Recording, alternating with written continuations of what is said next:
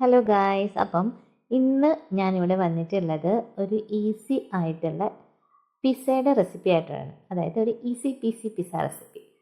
ഇത് കടയിൽ കിട്ടുന്ന പിസ്സയുടെ എക്സാക്റ്റ് ആണെന്ന് പറയാൻ കഴിയില്ല. പക്ഷേ ഇതൊരു ഭയങ്കര ഹെൽത്തി ആയിട്ട് വീട്ടിൽ തന്നെ ഉണ്ടാക്കാൻ പറ്റുന്ന, എന്നാൽ കുട്ടികൾക്കൊക്കെ സ്നാക്സ് ബോക്സിലും കൊടുത്തു വിടാൻ പറ്റുന്ന, കുട്ടികൾക്ക് എല്ലാവർക്കും ഇഷ്ടപ്പെടുന്ന ഒരു റെസിപ്പിയാണ്. ഇവിടെ എൻ്റെ മോൾക്ക് ഇത് ഭയങ്കര ഇഷ്ടമാണ്. അപ്പം ഞാനത് റെസിപ്പിയിലേക്ക് വരാം. ഇതിന് വേണ്ടിയിട്ട് നമ്മൾ ഗോതമ്പ് പൊടി ഒരു കപ്പ്, വലിയൊരു കപ്പ് ഗോതമ്പ് പൊടി എടുത്തിട്ടുണ്ട്. പിന്നെ അതിലേക്ക് തൈര് ഒരു ടേബിൾ സ്പൂൺ ഇട്ടിട്ടുണ്ട്. പിന്നെ ബേക്കിംഗ് സോഡ ഒരു 1/4 ടീസ്പൂൺ, നെയ്യ് ഒരു ടീസ്പൂൺ അളവിൽ എടുത്തിട്ടുണ്ട്. പിന്നെ ആവശ്യത്തിന് വെള്ളം ചേർത്ത് നല്ലപോലെ കുഴച്ചെടുക്കണം. അതായത് ചപ്പാത്തി മാവ് കുഴയ്ക്കുന്ന പോലെ തന്നെ ആ ഒരു പരുവത്തിൽ നമുക്ക് പരത്താൻ കിട്ടുന്ന പോലെ നല്ല രീതിയിൽ, അതായത് ലൂസും ആവരുത്, ഒരുപാട് ടൈറ്റും ആയി പോകരുത്. ആ രീതിയിൽ നല്ലപോലെ ഇതൊന്ന് കുഴച്ചെടുത്തിട്ട് ഒരു 15 മിനിറ്റ്സ് നമുക്കിത് റെസ്റ്റ് ചെയ്യാനായിട്ട് വെക്കാം. അത് കഴിയുമ്പോഴത്തേന് ഇത് ഒട്ടും കാറ്റ് കയറാതെ വേണം റെസ്റ്റ് ചെയ്യാൻ വെക്കാൻ വേണ്ടിയിട്ട്. വെച്ചതിന് ശേഷം ഇത് നമ്മൾ പിന്നെ ഓപ്പൺ ചെയ്ത് നോക്കുമ്പോൾ നല്ല സോഫ്റ്റ് ആയിട്ട് ഉണ്ടാവും മാവ്. അപ്പം അതിനുശേഷം നമുക്കിത് നല്ലപോലെ പരത്തിയെടുക്കാം. പരത്തിയെടുത്ത മാവ് നോർമലി ചപ്പാത്തി തവയിൽ ഇട്ടിട്ട് ചപ്പാത്തി എങ്ങനെയാണോ നമ്മൾ ചുട്ടെടുക്കുന്നത് അതേ രീതിയിൽ ചുട്ടെടുക്കാം. ഈ മാവിലേക്ക് നെയ്യോ ഓയിലോ ഒന്നും തേക്കേണ്ട ആവശ്യമില്ല, ജസ്റ്റ് ചുട്ടെടുത്താൽ മാത്രം മതി. അതിനുശേഷം വേറൊരു പാൻ അടുപ്പത്ത് വെക്കുക.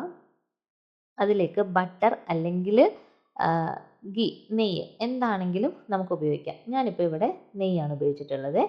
അതിലേക്ക് ഒരു 1/4 ടീസ്പൂൺ ജീരകം, ചെറിയ ജീരകം, ക്യുമിൻ സീഡ് ആഡ് ചെയ്യുക. അപ്പോൾ അതൊന്ന് ജസ്റ്റ് ഇങ്ങനെ പൊട്ടി വരുമ്പോഴത്തേന് ഇതിലേക്ക് നമുക്ക് സവാള ചെറുതായി, അതായത് കനം കുറച്ച് നീളത്തിൽ തന്നെ അരിഞ്ഞത് നമുക്ക് ആഡ് ചെയ്ത് കൊടുക്കാം. ഈ സവാളയൊന്നും ഒരുപാട് മൂത്ത് ബ്രൗണിഷ് കളറോ അല്ലെങ്കിൽ ഗോൾഡൻ ബ്രൗണോ ഒന്നും ആവണ്ട. ജസ്റ്റ് ഒന്ന് സോട്ട് ചെയ്താൽ മാത്രം മതി. ഒരുപാട് വാടിപ്പോവുകയും വേണ്ട. ഒന്ന് ജസ്റ്റ് ഇട്ട് ഒന്ന് സോട്ട് ചെയ്ത് ആ നെയ്ക്കകത്തൊന്ന് മിക്സ് ആയാൽ മാത്രം മതി. അപ്പോൾ തന്നെ നമുക്കതിലേക്ക് നമ്മുടെ ക്യാപ്സിക്കം കട്ട് ചെയ്തതാണിത്, അത് ആഡ് ചെയ്ത് കൊടുക്കാം. ഇനി നമുക്കിതിലേക്ക് കോളിഫ്ലവറാണ് ഞാൻ ആഡ് ചെയ്യുന്നത്.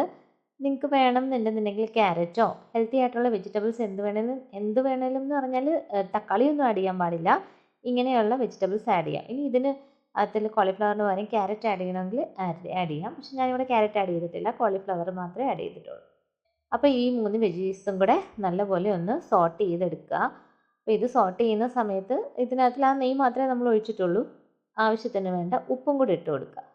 അപ്പോൾ ജസ്റ്റ് ഒന്ന് എന്താ പറയുക, ഒന്ന് ട്രാൻസ്ലൂസൻ്റ് ആയാൽ മാത്രം മതി. അധികം ഒന്നും വാടി കരിഞ്ഞ് അല്ലെങ്കിൽ ഗോൾഡൻ ബ്രൗൺ ഒന്നും ആവണ്ട. ഒന്ന് എല്ലാം കൂടെ ഒന്ന് മിക്സ് ചെയ്തെടുത്താൽ മാത്രം മതി. ഇതിലേക്ക് മഞ്ഞൾപ്പൊടിയാണ് ഇട്ടേക്കുന്നത്.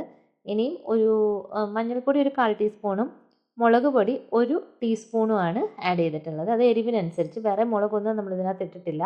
അതുകൊണ്ടാണ് മുളക് പൊടി 1 ടീസ്പൂൺ ഇട്ട് കൊടുത്തത്. ഇവിടെ ഞാൻ പറഞ്ഞല്ലോ, മോൾക്കാണ് ഇത് ഒത്തിരി ഇഷ്ടം, കൂടുതലിഷ്ടം. അപ്പം അവൾക്ക് എരിവ് തീരെ പറ്റാത്തത് കൊണ്ട് ഞങ്ങൾ മുളക് പൊടി അധികം യൂസ് ചെയ്യാറില്ല. അതിനുശേഷം വീണ്ടും ഇത്രയും ചെയ്തതിന് ശേഷം ആ കൂട്ട് നമ്മൾ ഒരു പാത്രത്തിലേക്ക് മാറ്റി വെക്കുക. ഇപ്പം ഞാൻ എടുത്തേക്കുന്ന ഒരു 3 പിസയ്ക്കുള്ള വെജീസാണ്. ഞാൻ 3 പിസയാണ് ആക്കുന്നത്. അതിൽ നിന്ന് ഞാൻ ഈക്വലി ഇതിനെ 3ആയിട്ട് ഡിവൈഡ് ചെയ്തിട്ട് അതിൻ്റെ ഒരു പോർഷനാണ് ഞാനിപ്പം ഈ തവയിലേക്ക് ഇട്ടത്. അതായത് ലേശം ബട്ടർ അല്ലെങ്കിൽ ഗീ ആഡ് ചെയ്തതിന് ശേഷം ആ തവയിലേക്ക് നമ്മൾ ഈ സോട്ട് ചെയ്ത് റെഡിയാക്കി വെച്ചേക്കുന്ന ഈ വെജീസ് ആഡ് ചെയ്തിട്ട് ഇങ്ങനെയൊന്ന് സ്പ്രെഡ് ചെയ്ത് കൊടുക്കുക. ഇങ്ങനെ കൂട്ടം കൂടി ഇരിക്കരുത്, കൂന കൂട്ടിയൊന്നും വെക്കാൻ പാടില്ല. നല്ലപോലെ സ്പ്രെഡ് ചെയ്ത് തന്നെ വെക്കാം. സ്പ്രെഡ് ചെയ്തതിന് ശേഷം അതിൻ്റെ മുകളിലേക്ക് ഒരു 2 മുട്ടയാണ് നല്ലപോലെ വിസ്ക് ചെയ്തെടുത്ത 2 മുട്ട അതിൻ്റെ മുകളിലേക്ക് ഒഴിച്ചു കൊടുക്കുക.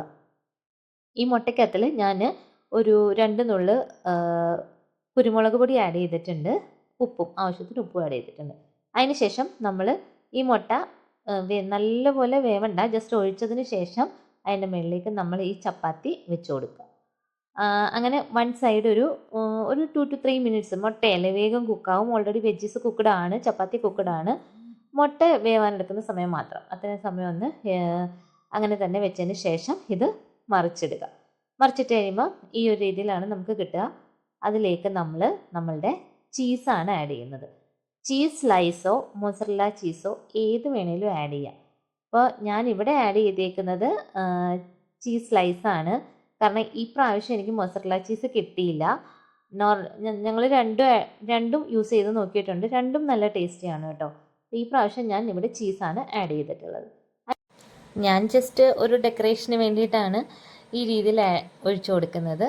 ഇങ്ങനെ തന്നെ ഒഴിച്ചു കൊടുക്കണമെന്നൊന്നുമില്ല. ഏത് രീതിയിൽ വേണേലും അതിൻ്റെ മണ്ടയ്ക്ക് സ്പ്രെഡ് ചെയ്ത് കൊടുക്കാം. എന്നിട്ട് ഇത് നമുക്ക് ജസ്റ്റ് ഈക്വലി 4 പോർഷൻസ് ആയിട്ട് പിസ്സ കട്ട് ചെയ്യുന്ന പോലെ തന്നെ കട്ട് ചെയ്തിട്ട് നമുക്കിത് കഴിക്കാൻ പറ്റും. അപ്പോൾ ഇത് വളരെ ടേസ്റ്റി ആയിട്ടുള്ളൊരു റെസിപ്പിയാണ്. വളരെ ഈസിയാണ്, പോരാത്തതിന് ഹെൽത്തിയുമാണ്. കുട്ടികൾക്ക് ഭയങ്കര ഇഷ്ടമാവും. അപ്പോൾ ഇതാണ് ഇന്നത്തെ റെസിപ്പി. അപ്പോൾ വീഡിയോ ഇഷ്ടപ്പെട്ട് കഴിഞ്ഞാൽ ലൈക്ക് ചെയ്യുക, ഷെയർ ചെയ്യുക, സബ്സ്ക്രൈബ് ചെയ്യുക. ഇനിയൊരു വീഡിയോ ആയിട്ട് കാണുന്നവരേക്കും ബൈ ബൈ, സീ യു.